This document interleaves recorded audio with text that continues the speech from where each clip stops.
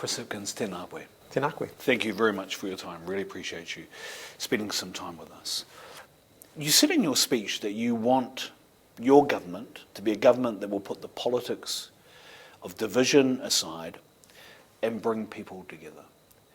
How do you do that, knowing the experiences that some people have right now in this country? I think you lead from the top. I think you provide reassurance to people. And I think you do speak directly to the issues that at the moment are generating division. So in issues like the treaty, for example, we've seen examples over the last 40 years where governments have been able to lead the country forward by talking to New Zealanders about the importance of the process, the importance of what we've been doing around the treaty. And we've seen a real departure from that in the last few years. So what Labor was doing in government isn't that much of a departure. In fact, I'd say it's completely consistent with what the previous national government was doing with the likes of John Key and Christopher Finlayson and so on. And yet we've now seen, all of that thrown up in the air. I actually think there's a role for government just to provide reassurance that actually, there's nothing for non-Māori New Zealanders to be afraid of about treaty settlements, about, many of the steps forward that we have been taking. In fact, we've got everything to gain from that. So if you look at the size of the Māori economy now, over $100 billion, and actually the stat that I only discovered this as I was preparing for this particular interview, and I think it's something we should be singing from the rooftops about, more Māori now in high-skilled jobs than low-skilled jobs, the first time ever. Isn't that amazing news for the country? Because it's going to be good news for all of us. More people in high-skilled, well-paid jobs, that's going to benefit everyone across the country. And I think that's the sort of stuff that we need to talk more about, because that's the stuff that brings people together. That's the stuff that gets people excited. That's the stuff that says that actually when one of us thrives, it helps all the rest of us to thrive. You've just buried the lead for me, so thank you, because I had a whole thing on Māori economy. And I will pick up on some of that later on if that's okay. But if I can come back to you mentioned in the speech about the pride in who we are and that we all have the same worries. There'll be many who are watching us now who say, well, clearly that's not the case in this country. Xenophobia, intolerance, antagonism has been given licence now in this country. So if you are to become Prime Minister again, what is the first thing that you do to help rebuild the trust that people need to want and feel in the government? So I understand why people are feeling anxious about that at the moment, because some of the New Zealand that we're seeing at the moment is not the New Zealand that we've prided ourselves on in the past. But my message is just to remind ourselves here, the majority of New Zealanders did not vote for that style of politics. The National Party didn't campaign on that platform. They're basically allowing ACT and New Zealand First to call the shots at the moment. But actually the people who voted for National did not vote for the divisive nature of a lot of what the government are promoting at the moment. And I think that's a real message for all New Zealanders here. Under MMP, compromise is important, but that doesn't mean that you should allow space for policies that the majority of New Zealanders do not support and did not vote for. And unfortunately, that's what's happening under this government. So talking about policy then, to help restore that trust that some people feel has been lost between them and the government now, what is the thing that you do first to show people that you are serious about restoring, rebuilding that trust with people again? I don't think it's one thing. I think it's a combination of things, and I think you lead with positivity. So, I went to Waitangi this year, for example. Now, Waitangi, I get so frustrated because every year on the news at 6 o'clock you see, signs of protest and division, and the way it's portrayed is not the way that I have ever experienced Waitangi celebrations. I've always found it a positive, uplifting experience. And yeah, protest and, the exercise of free speech, that's fantastic, but it's only ever a small part of what Waitangi Day is actually about. I was up there for 4 days, and it was hugely unifying. It was positive. And the messages that I was trying to convey in my own address at Waitangi were about that, bringing people together. So I think you lead with that. What you say and what you do and what you prioritise says a lot to the country. And, I think political leaders actually talking about the things that bring us together, providing reassurance about the things that people are anxious about, is a big part of the way you bring people back together again. You talked about hope and ambition. And there was a lot of that in the speech that you've just made. Again, for many people, hope left the country months ago, and ambition did the karanga in Australia on the other side. So how do you reverse that, right? How do you make sure that not only do our best and brightest stay with us, but actually start coming home? Yeah. I've got a couple of young kids, And I can tell you that amongst the parent group that I speak to, one of the great anxieties is what kind of country are we leaving to our kids? Are they going to stay here? When we're all getting old and retiring, are our kids still going to be here, or are we just going to be Skyping in with our grandkids from a country, somewhere far away, even Australia or even further afield? None of us want that future for our kids. I've got no problem with kids going and doing a bit of an OE and working overseas. That's great, but I want them to come home. When it comes time for them to raise their families, I want them to be back here in New Zealand and doing that, because it's a fantastic place to grow up and be a kid in New Zealand. And I want to make sure that the kids who are experiencing that now want that for the next generation of kids and see their futures here as well. And that means creating an opportunity, a future where they see opportunity, they see things getting better. It means that it's the basic things, a good, well-paying job, so you're not just working harder and harder to feel like you're going backwards. A home, a place to call home. I think our housing market's all wrong. It's encouraging the wrong things. It's meaning that fewer and fewer people are accumulating more and more of the houses. And at the moment, government policy encourages that, and we're shutting a whole generation of first-home buyers out of the market. I want people to be able to buy their own homes. I want them to feel like they've got a stake in the future of the country, and owning your own home is a big part of that.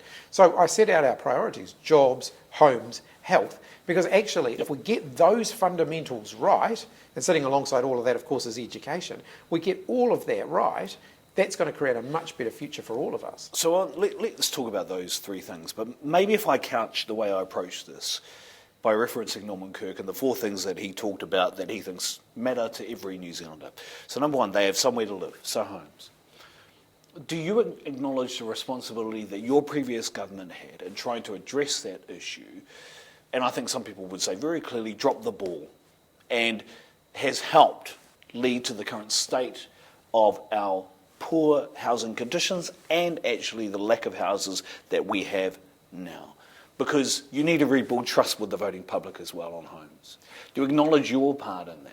I don't accept that we dropped the ball. I do accept that we didn't get everything right, though. Okay. So take KiwiBuild, for example. Yep. I think that was the wrong policy to promise. The number of houses that we were going to build, it was an unrealistic promise. Turning around our current housing crisis isn't going to be an overnight experience. It's going to take more than 5 years. You're looking at an intergenerational change in the way we think about housing if we're going to turn all of that around. So what do we need to do? Well, we need to build more state houses, and we built record numbers of state houses, and I'm really proud of that. If the current government were building new state houses at the same rate we were by the time we left office, we wouldn't have a homelessness problem, we wouldn't have a state house waiting list within 5 years. That would be nailed, it would be gone, because we would have enough houses for all those vulnerable families that at the moment are living in cars, garages, emergency accommodation, or waiting on the state house waiting list. We would sort that problem within 5 years if they kept building at the rate that we were building. But we also need to tilt the playing field away from thinking that buying extra properties is the best form of savings for New Zealanders. It's not. It shouldn't be the best form of savings. Okay. Except at the moment, it's very lucrative. Yeah. If you own your own house and you've got a bit of equity and you're buying other houses and renting them out to other people, it can be a lucrative form of savings. But is that really the future that we want for our country? And it's an interesting message to speak to a business, crowd too this morning, saying that message to them, right? The other thing I think people will also say is that what they wanted from the previous Labour government was a much bolder policy platform, talking about things like a capital gains tax, which you haven't mentioned and hasn't been mentioned for a long time. Well, but if you look at the housing market in New Zealand, we did make quite a lot of change in the way we think Sure. about the taxation of rental properties. Removing interest deductibility, for example, from people who buy existing homes. Yep. Actually discouraged this accumulation of rental properties as a form of savings. But we did leave it in place for building new homes. Because my view is if you're going to build new homes, if you're going to add to the overall number of houses in the country, we should incentivise that. That's a good thing. But simply buying up existing houses, shutting first home buyers out of the market, making housing generally more expensive, that's not a sustainable way to grow our economy. Okay, but what I'm hearing though is the capital gains tax is not going to be on the table. Oh no, absolutely not. Okay. No, Okay. You can't take it from that. I'm just saying that the fact that we didn't do it last time doesn't mean we didn't make significant change around the taxation treatment of rental properties. Okay. The second part of Norman Kirk's famous corridor about New Zealanders. So they have somewhere to live, they have food to eat. will you return the school lunches program to that which was undertaken by your government in its previous term? I'm not going to say it's going to look exactly the same, but what will we want to achieve? We want to make sure at least the same number of kids are being fed every day. We want to make sure those meals are good, healthy, fresh, edible, attractive lunches for those kids that meets their nutritional needs, and local, where possible, that they're produced locally, because that's good for local business, it's good for local jobs, and it's more responsive to the needs of kids in schools. Will that cost more money than they're putting in now? Undoubtedly, yes. I don't think you can do all of that for $3 per kid per day. I just think what they've done is drive the costs down to the point where the lunch program is no longer viable. So the previous policy that you had on food, people were looking for something like a KiwiBuild program. Is that a possibility in terms of any policy platform that Labour will look at in the next election campaign as a policy platform for Labour for a new government? Well, if you look at what we were doing around Kai for all New Zealand families, actually I think a lot of people had no idea some of the things that the government was supporting. The food rescue programs, for example, that was stopping a whole lot of really good food going into the rubbish dump, because actually it was still perfectly edible, still perfectly okay. We were supporting a whole lot of food rescue programs to actually do something with that food to ensure that those families who are struggling to make ends meet could actually make use of that food. It was a win-win. It meant that families who needed the Kai got it, and it meant that we weren't sending, really good food that we've ultimately, as a country, invested in producing. We weren't sending it to the rubbish dump. So we're doing a lot in that area. The food in schools program is only one of the things we were doing. Yep. Actually, there was a whole lot of other stuff. Supporting food banks, again, making sure that those who were in desperate circumstances could get the support that they needed. There's more to do in that area. We still send a whole lot of really good food to the rubbish dump on a daily basis that could be feeding people. Okay. The third part of the Norman Kirk speech, they have clothing to wear. The New Zealanders have clothing to wear. I'm going to stretch the metaphor. Yeah. I'm going to talk about a cloak of policy rather than clothing specifically. What in the current government policy platform do you agree with? You talk about the fact that you're alluding to the lobotomy that happens every 3 years. When there's a change of government, everything goes out and then new stuff comes in, right? What will you commit to keeping from the current government's policy platform if you were to be the next government? So if you look at things like infrastructure, a lot of the language that they're talking is good. It's good, it's encouraging. Unfortunately, the actions don't yet match up to that. So them talking about a long-term pipeline of infrastructure investment, that's going to be good for the country. We know that we've got to spend a lot of money. We know that our roads aren't sufficient, our public transport's not sufficient, our schools and our hospitals are run down, our water pipes are just not keeping up with population growth, and in some cases just haven't been properly maintained. All of that, you're talking about hundreds of billions of dollars worth of work and all of that. We know that needs to be done. Mapping that out over the next 20, 30 years and saying, let's just get on with it. Yep. Very supportive of that. I think the government would have more credibility in saying that they want a 20 to 30 year pipeline if they hadn't come in and just cut the pipeline off when they first got into government. Okay. But you also say the way that the government talks, and I think you also talk about the Prime Minister and the way that the current Prime Minister is and acts on social media and all that kind of thing. This current Prime Minister has a very CEO way of talking. It sounded to me in your speech that you were also talking in a similar way. You talked about collaborating with the sector. It's very similar language to the language that the Prime Minister says. So people will say, what is going to be the difference? The major difference will be, I don't think you can govern the country one quarter at a time. You've got to have a bit of vision. You've got to have a sense of where you want the country to be. And this government doesn't give Kiwis any sense that they've got a vision for the future. Just one quarter by one quarter by one quarter isn't going to lead the country forward, particularly if your plan in this quarter is contradicting a plan that you had 3 quarters back, which we're seeing quite a lot of from this government already. For example, they sacked the Board of Health New Zealand. Now they're saying that was a disaster and they're trying to put the board back in place again. They're just going round in circles. You've got to have a vision for the future, and this government doesn't have one. And so this is the something to hope for that Norman Kirk talked about. This is you saying that we're going to give New Zealanders something to hope for. So then, if that's the case, previous government policy that you had under your term as Prime Minister and under the previous Labour government, will we see the reintroduction of something like Te Ako Whaiora? I'm not going to commit to just reversing everything that the current government have done. But if we take issues like Māori healthcare, for example, Te Aka Whaiora was part of a bigger picture that was about by Māori for Māori approaches to healthcare. Will you see more of that from Labor? Absolutely. So this is a commitment to equity over equality and universalism. Equity and a more devolved way of thinking about the delivery of services like health, for example. More of a grassroots approach. I think that's where we've got to go. So, I worked quite a lot with Māori health organisations during COVID. And actually, when we gave them the resources that they need and we told them to just go out and do it, they got some of the best outcomes of all of the parts of the health system during the COVID response period. Mm-hmm. That's the sort of approach that I want to see us taking, where we say, look, these are the goals we've got to achieve, and we'll hold you accountable for them, but we're then going to give you the resources and tell you to go and do it. And I think our Māori health providers are totally up for that challenge. Okay. What about something like smoke-free 20, whatever it's going to be now? Are you going to commit to smoke-free 2030 now, maybe? I've said that we've got to focus on preventative healthcare, and smoke-free is a big part of that. Right. I don't want people smoking as much as they're smoking now. In fact, I don't want them smoking at all. I want to deal with vaping. Vaping is dealing with tobacco smoking and then have vaping taking off, that's not going to be in New Zealand's best interest. Yes, vaping can be a tool to reduce smoking, but teenagers shouldn't be taking it up. And unfortunately, far too many of them are. So we've got to tackle vaping as well. But it's little things too. We introduced, during the time I was Prime Minister, we cut the cost of prescriptions to free, because if someone's getting the medication that they need, they're not going to end up in an emergency department. If they are not getting the medication they need, they're far more likely to end up in an emergency department. It's a no-brainer. Nicola Willis talks about social investment, the idea that you spend $1 today, you save $5 in the future. Mm-hmm. What she doesn't realise is that the reverse applies as well. You cut $1 today, you're incurring $5 worth more cost in the future. And we've seen far too much of that under this government. Okay, so let's take a live example then in health. Will you reintroduce the Māori and Pacifica pilot programs that's just been cut by this government in terms of bowel cancer screening, which enable Māori and Pacifica age 50 to be able to get free access to that screening program? Well, this government promised to lower the screening age for everybody to 50, and they've broken that promise. And they're doing that incrementally, is what they will say. I think we should make it available to everybody. And I do think this is one thing that I've learned from the time we were in government. If there's a case to make something more universally accessible, then we should do that.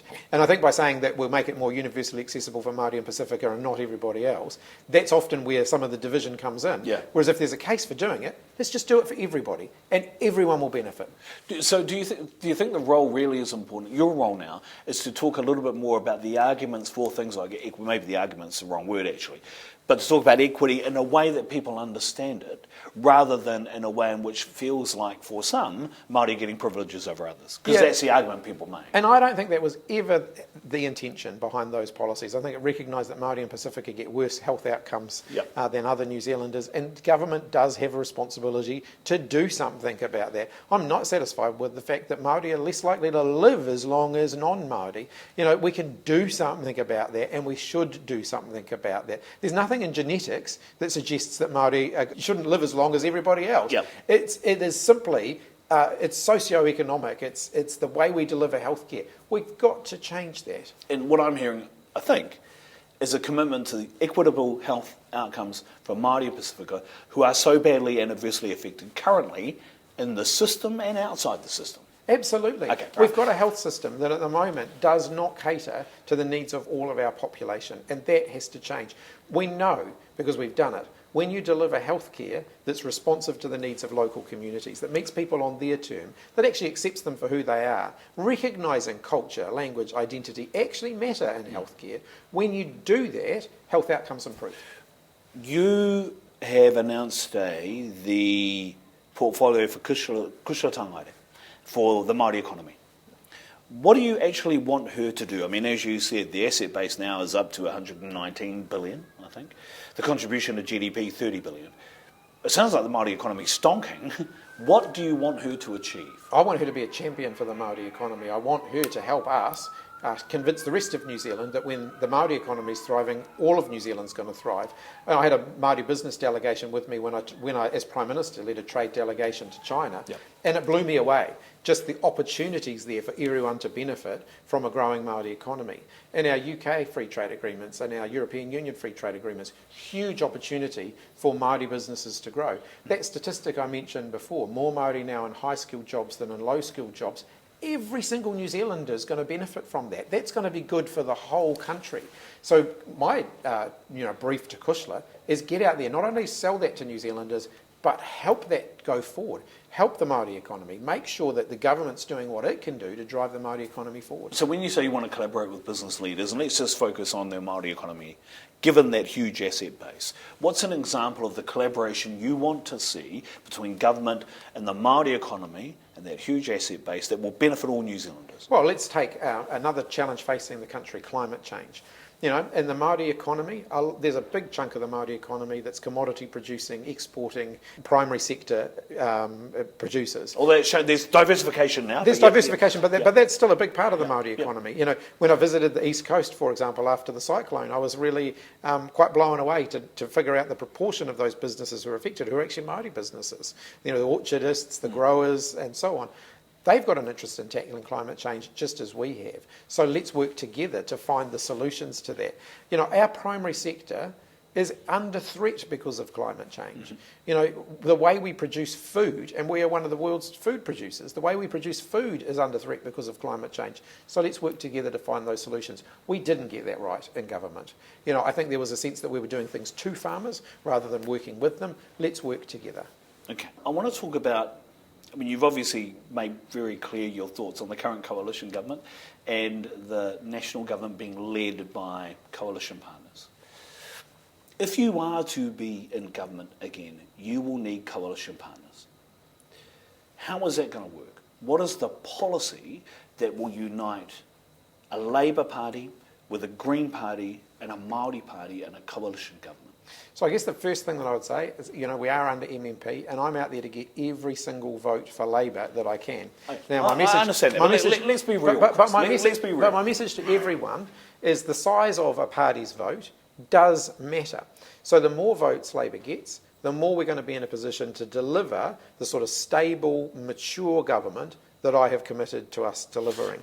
And so that does matter. Now, a party, if you look at where the current coalition's going, for example, New Zealand First and ACT have far too much sway on that government, and they're implementing policies that the majority of the population did not vote for. Now, as Prime Minister, I won't let that happen. Am I going to compromise with other parties to form government? Of course, you do compromise, but you don't compromise against your own values in the way the National Party have to form this government. You still have to stay true to your own values. And it might mean that, you know, a policy direction might change a bit, but your values have to stay the same. And one of my values, very, very importantly, is unity. It's bringing people together. It's leading the country forward, not deliberately setting out to create division in the way that this government are. Well, but what I'm not hearing is a radical policy platform that will attract voters away from the current coalition government or even away from a National Party government to a Labour government. It feels like what you're counting on is people being so disaffected by the current coalition government, you're either hoping NZ First drops below 5%, so that National can't get back in with the coalition government, or you're hoping the National vote sways away just because people get disaffected. What is it that's going to attract people back to a Labour Party that will lead a Labour government? Well, I think what will attract people back to the Labour Party is to see us focusing on those core issues that are in Labour's DNA: jobs, homes, health, you know, a good education. Those are things that are integral to New Zealand's identity. It's integral to who we are. And I think they want to see us really focusing in on those, focusing on the things that bring people together. Coalition politics, I think, should be driven by our shared aspirations for the future rather than the things that are pulling us apart. You've said that you will still stand Māori in the Māori seats against the Māori Party. Absolutely. Why? Well, because, you know, Labour's had very strong support from Māori. We won all of the Māori seats in terms of the party vote at the last election. Yes, Māori split their votes. They voted for the Māori Party in 6 of the 7 Māori seats with their constituency vote, but they still voted Labour with their party vote. Ultimately, politics is a contest of ideas. It's a contest of people and a contest of ideas. And we will give people a choice. And I want to win those Māori seats. I get that. I guess the point I make when I talk about a big, bold policy that attracts a voting public back, and even if we're talking about a Māori policy that attracts a Māori vote back to the Labour Party, What is that going to be? I mean, I know we're talking about, you made it very clear, jobs, health, houses, education. What I'm not hearing is the big, bold policy bit that will attract that voting public back. Don't they need to hear that now? So I think, not in 10 months' time. This is where I think media commentators and political commentators and the people who live and breathe politics every day simply get it wrong. People don't vote on single policies. They vote on values, they vote on vision, they vote on whether they trust someone. Mm-hmm. And that's what I have been talking about. I've been talking about the things that are important to Labour, the things that matter to us, what our values are, what our vision for the country is, and ensuring that people can actually trust us to deliver on those things that we're promising. Because let's be clear, the world changes all of the time. If you'd have said to me back in 2017 when we first formed government, one of the biggest things you're going to do is deal with a global pandemic, I would have said, oh, you're dreaming. That's what we had to do. How did we approach that? We approached that with our values. We approached that with a vision of how we wanted to get out the other side of it. And I think, the world is changing so dramatically. We don't know how AI is going to change everything. It is going to change everything. Values are going to matter. And so that's why those are the things that I'm talking about, because I actually think that's what people want to know about. They want to know what makes you tick. They want to know what's going to inform your decisions. They're not going to say, we're going to vote for you because of that one thing, that one policy. I don't think people vote based on that. Okay. I consider myself chastised. Okay. The reason why I'm asking, though, and maybe the question is better put this way, politics is about trust. There was obviously a verdict rendered in 2023. Do you think the New Zealand public, do you think Māori are prepared to trust the Labour government again? And if so, why? And look, I know it's a leading question because we're 18 months away from the next election. Do you think that people are ready again to trust the Labour Party to be a government? And if so, why? I think the cost of living actually shattered trust in government institutions, not just in New Zealand but around the world. And you've seen that in the fact that almost every government that were governed during that period, when they faced re-election, has lost the election. Because I think it really hurt people, and I think all incumbent governments got punished for that, and I understand why that was. Some of that wasn't caused by governments, it was caused by reserve banks and federal reserves and others, and the policies, the approaches that they took during the pandemic. But it hurt people. And so I've absolutely understood from that the consequences of when the economy goes wrong and hurts people at an economic level. And so I think rebuilding the trust is about saying to New Zealanders, we hear that and we feel the pain that you have experienced over the last 2 or 3 years. And we want to make sure that that doesn't happen again. Do you think that, given the global political atmosphere that we have, that when it comes to things like trust, values, the way in which people perceive their politicians, that given the political climate now, it's harder for people to understand and think about that in the noise of Ukraine and everything else that's happening at the moment? Yeah, I mean, the last 5-6 years has just sort of turned everything upside down, really. With the pandemic, the war in Ukraine, the sort of surge in misinformation and disinformation, all of these things have just really changed everything. But I actually think people are looking for some mature leadership. I think they're looking for some stability, some predictability. I think that they're looking for some unity and some hope. And that's what we're going to be aiming to set out to deliver when we are campaigning next year, but also when we form government after the election. It sounds like we're talking about Trump.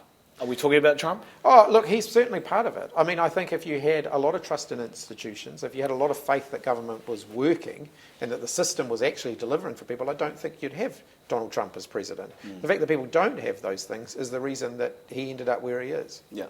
And do you think that that has had a massive influence in the New Zealand politics at the moment, particularly with some political parties who seem to be ripping a page out of that playbook? I think they're trying desperately to do that, and I don't think New Zealanders are buying it.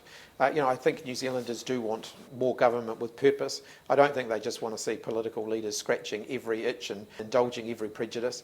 I think they want to see us focused on the big issues that are going to lead the country forward. Okay. We're going to be talking to political leaders up until the next election. I'm going to ask them the same question at the end of every interview that I'm going to ask you now. What is your main message to Māori now? I think that we're a stronger country when we come together, that non-Māori have nothing to fear from Māori thriving in New Zealand, from Māori being able to realise their aspirations here in Aotearoa. That's going to be better for all of us. And I recognise that government approaches that actually help Māori to achieve their aspirations, to create a better future for themselves, are going to be good for everybody. Chris Hipkins, thank you for your time. Thank you. Tēnā koe. Tēnā koe.